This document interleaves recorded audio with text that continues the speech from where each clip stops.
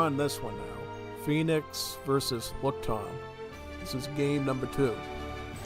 Let's see what they have for us tonight. And by the way, all these games are played on the same map as well, which is the Great Plains map, so don't be asking about what map it might potentially be. It's all going to be on Great Plains. I'm Russia main, by the way. But you're playing the Ottomans, sir. Why are you playing the Ottomans? Why didn't you play the Russians or something? Wouldn't that be better? Yeah. Well, honestly, if we saw anything from last game, Ottomans do have a really good performance, right? You just play by the standard rules, get a mosque like you see here, get a trading post like you see here, and then get a house. Stick to that type of build order. Ottomans, very rewarding, you know. As long as you can roll in the shipments, Ottomans will pay back tenfold usually. Oh man, pay attention. Up. Hey, you could have grabbed that, you know. He was like right down there, you know. You gotta pay attention to that stuff, son. You just lost 25 wood. That's pretty serious. I mean, look. You're the Ottomans. You could use that wood to get that house down as part of your build order. So, I don't know what you're doing there slacking on that. You gotta look at what's behind your tushy over there. Pick it up. Yeah, tell me about it. So, oh man, wow. British with the treasures today. They just got 25 wood and stole that right under the Ottomans' nose. They got 30 XP. He could get a food one up here for the chokeberries. That's pretty decent one as well. What else? You got a wood one over here too. I would get this one and then this one personally. That's what I would do. Those are the ones that I would get. Particularly as the British, because as you know with the Brits in this game, the British use manor houses, as you know. They're a little bit more expensive than the average house, but they give you a free villager when you build them. So, can you teach me some CS2? I'm noob at it. Oh, great. Talking about Counter-Strike during a PK tournament, really? Yeah. If you want to go play Counter-Strike, go play Counter-Strike. But I need to be strong in AoE 3 too. Yeah. Absolutely you do. You're in a literal Age of Empires 3 tournament. Why did you think, you know, you don't want to be like me and mess up all your matches, because that wouldn't be good. So you better get good at AoE 3 first, and then consider getting good at Counter-Strike. But just like I said, this guy right here, very smart, got the food treasure and then the wood treasure. And that's going to go right into another manor house, I guarantee you, right away. So that's really phenomenal for him. So what's his deck up like? So he's got 3 villager, and then he has an infinite 2 villager card here. Question is he going to get this, or is he going to wait for something stronger in Age 2? I would probably wait for something stronger in Age 2. This is a good backup if you don't have anything else to send. Nothing to send at all. That's the magic of infinite cards. But personally, I would either go with wood as the Brits, or if I was in real trouble and needed a quick unit, I'd probably go for the longbows personally. Because the longbows for the Brits, very strong unit. They got a range longer than a skirmisher. They got really good rate of fire of 1.5. Standard skirm has rate of fire of 3. Cutting that in half is quite significant. So yeah, that's what makes the Brits pretty strong as well. They got a constant flow of villagers because of all those manor houses, bringing out free villagers, and then you got great troops like the longbowmen to make good on all the stuff that you got. So, you might be wondering, why are all of these vills on wood right now? And yes, that has to do with the manor bonus. The more wood that this British player can get early on, the more manor houses that they're going to be able to construct quickly, which is going to be more free vills, more economy. So that's why they do that. And Governor General is the common politician for the first age up for the Brits. It's pretty reliable since it gives you a bit of gold to make musketeers right off the bat once you get a barracks. Also, you get an outpost that you can use to defend all those vills you just made, right? Wouldn't it be pretty bad? Wouldn't it be horrible, in fact, if all those free vills you got were for nothing and they all got raided? So, giving somebody a tower, quite good. You can also use it aggressively too, like this, and put it in a middle map position, a forward base position. An outpost wagon gives you a lot of flexibility, you know, since it can be used defensively, it can be used as part of a rush. So it looks like in this case, sort of at the midpoint, so kind of map control, maybe a little aggro, who knows. Yeah, so how many manor houses are we on for this Brit player? We are on 8 of them, ocho.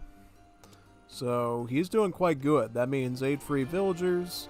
He could potentially construct even more of these manors as time goes on. Oh man, oops. So he's on 10 of them now. So he's 10 villages ahead of his opponent. That's quite good. What else is he doing? He's shipping in 600 wood. So he shipped 700 wood. Now he's going in with the 600 wood. So he's going super greed right now. He's thinking, if I can get all this wood in, I can get all my manor houses done super duper early, or at least most of them. Then I'll have a ton of vills to cap on my opponent with, right? What do the Ottomans do in response to that, though? So the Ottomans, similar to last game, are going to go fast fortress. That's their best call in this situation. Because if there's one thing that the Ottomans can do to mess up a British manor boom, it's elite troops. 2 Falconet, Mamluk, Sipahi, maybe a few Abbas gunners, Jans. That's a pretty powerful mix there. The Brits are mostly going to rely on numbers early on, whereas the Ottomans are going to focus on quality of their troops. Janissaries being a formidable soldier because of their high hit points compared to other musketeers. Their counter-cavalry ability is a little bit slumped, but when it comes to being durable, surviving a lot of shots, the Janissaries deliver quite nicely. So he's already got about 11 of these guys. About 10 of them it looks like, 5 from the home city and then 5 from the barracks, quite good. He's also going to queue up 3 more of them as well. What's the age up? It's the marksman, so he's going to get 4 free Abbas gunners from that. So you already got a few Abbas gunners already in the mix. Looks like he is charging the bandit riders here as well, but unfortunately the British are going to meet him head on with their own musketeers. And though technically Janissaries will beat out this number of musketeers, you don't want to fight here because obviously you've got treasure guardians shooting at you, which is going to make the battle a little bit uneven until your Abbas gunners arrive. Once your Abbas gunners arrive as the Ottomans, things are smooth sailing for you. You're dealing crush damage, which is, for the case of muskets, really doesn't matter that much since they don't have any pierce armor anyways, but the multipliers do matter, and when you look at it, base stat at 36 crush times 1.75, you're looking at a ton of damage to these muskets and looking at potentially 3 or so shots to take one out in one go. And since you got 4 of these guys, yeah, theoretically you could take like that whole set and just go boom, boom, boom, boom, and just keep one shot and one shot and one shot and then just keep taking them out. That's what makes Abbas gunners quite dangerous, even in small numbers. Because even with this small number of like 4 of them, you already have enough to one-shot one of these muskets. Yeah, and it looks like right now Ottoman's just trickling their numbers of Janissaries. They actually also got the veteran upgrade on the Janissaries, making them even more tanky than they already are. On the other side of the river here, we got the Brits who just built a stable. They're going to be adding in some Hussar. They realize now that there's some Abbas on the field. They also are thinking about the future and realizing Ottomans could dump 2 Falconets from the home city on them at any time. The only way they're going to potentially deal with that threat, a bit of handcav to rush the anti-infantry with. Right? It's not going to be easy since, of course, there's so many Janissaries on the field that they can just smother the Abbas and Falconets to protect them.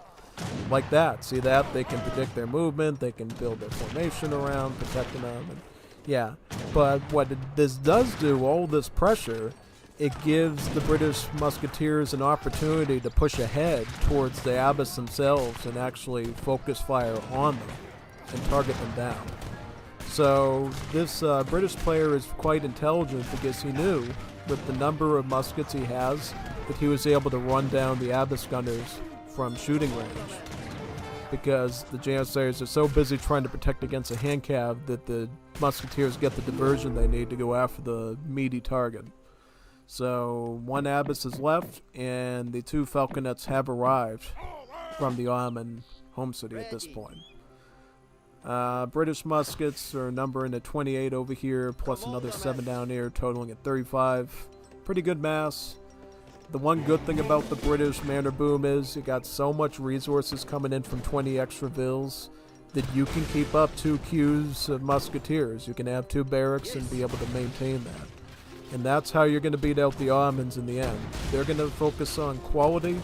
You're going to focus on quantity. I'm not saying, though, that the Brits are bad by any means, but in terms of stats, but I will say, definitely comparing the Janissary to a musket, it is going to be more about that quantity factor than the quality one, since the Jans are going to focus on just huge numbers of HP, while the Brits are like, alright, you might have more HP and you might win in a one-on-one fight, but I got like 3 or 4 more muskets than you do, and we'll beat you out on that alone. Yeah. Brits are going right for the base. They're going right for the jugular here, right around the barracks in the town center. But they are going to have to veer off, though, because they know that the falconets are right on their tail, and if they get picked off by these falcons, it's not going to be good. Yeah, Brits also have some hussars on the field at this point, and those will be good for harassing the falconets and forcing the janissaries into a tight formation to protect that. At the same time, though, Brits are going to maintain their queue of muskets and hussars, now pushing more into the hussars, I think, because they know that the artillery is there. Also picking up amalgamation, that's the second mining upgrade. You obviously need to make sure that you have enough gold as well. Whereas, well, here's what I'm saying. Technically, food is your most important resource in this situation, since your muskets and hussars cost more food than they do gold, but of course gold is another thing you have to worry about as well, so yeah, that's why you see that gold upgrade research now. Okay, so we got harassment of Ottoman villagers, which is quite big. Losing 3 of them here, as well as whoever else was over here, that's big. Okay, so Hussar, oh man, that's pretty huge. So the Hussars found an opening right at the tippy here to hit this falcon, and then the muskets just focused down the other falcon. That's a huge turnaround there, and at this point, Brits are looking really good. Yep, GG. Wow. This is a good demonstration to you new players out there, how to beat an Ottoman fast fortress. Just because an Ottoman can out-fast fortress you doesn't mean that you're going to lose. It just means that you have to find alternate means to win. The Brits do it by massing tons and tons of troops and using them wisely. What PhoeniX was able to do was he was able to force Ottomans into positions where their cannons and their Abyss gunners were exposed, and he was able to use the raw mass of his musketeers' range attack to snipe those targets, and then also get the Janissaries in enough of a vulnerable position that you could squeegee in a hussar or two to maybe target them as well. So, good use of hussar and musket gameplay here by the Brits. It basically saved them from the impending doom that the Ottoman fast fortress is known for, so that was quite good. Off to a good start, I will say. Something you'll notice here, all of these players we got in this tournament are top-notch. They're no slouches. They are 200 IQ Albert Einsteins and Thomas Edisons, basically. They know what they're doing in this game. So